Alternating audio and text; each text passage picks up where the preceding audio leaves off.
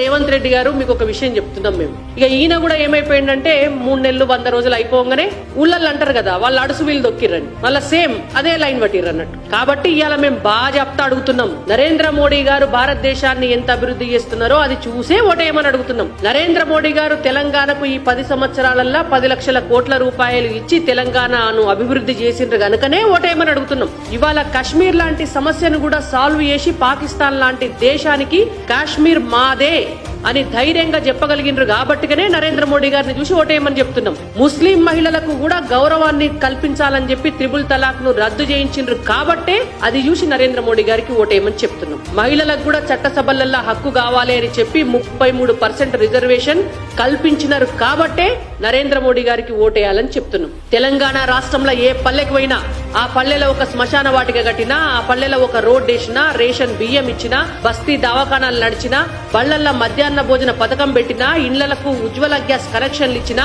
టాయిలెట్లు కట్టినా, ముద్రా లోన్లు ఇచ్చినా, ఏది చేసినా ఆ అభివృద్ధి అనేటువంటిది నరేంద్ర మోడీ గారి వల్లనే, బీజేపీ వల్లనే జరిగింది కాబట్టిగానే అది చూసే ఓటేయమని మేము అడుగుతున్నాం.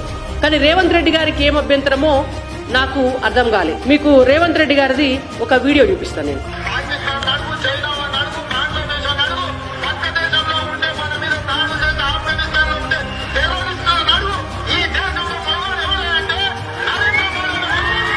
ఇవాళ ప్రపంచంలో ఎవరున్నారు గొప్పోళ్ళు అంటే అది నరేంద్ర మోడీ గారే అని స్వయంగా రేవంత్ రెడ్డి గారు చెప్పినటువంటి మాటలే. అపరిచితుడు సినిమాలో ఏంటంటే క్యారెక్టర్ మారుతుంటది. హీరో కాసేపు ఒక తీరుంటాడు, కాసేపు ఇంకొక తీరుంటాడు. 6 గ్యారంటీలకు సంబంధించి ప్రతి హామీని కూడా మీరు నెరవేర్చాలని, మీరు నెరవేర్చని పక్షంలో మీ ఎంటబడైన తెలంగాణ ప్రజలకు మీరిచ్చిన హామీలను నెరవేర్చేదాకా మీ ఎంటబడతామని చెప్పి కూడా మేము హెచ్చరిస్తున్నాం.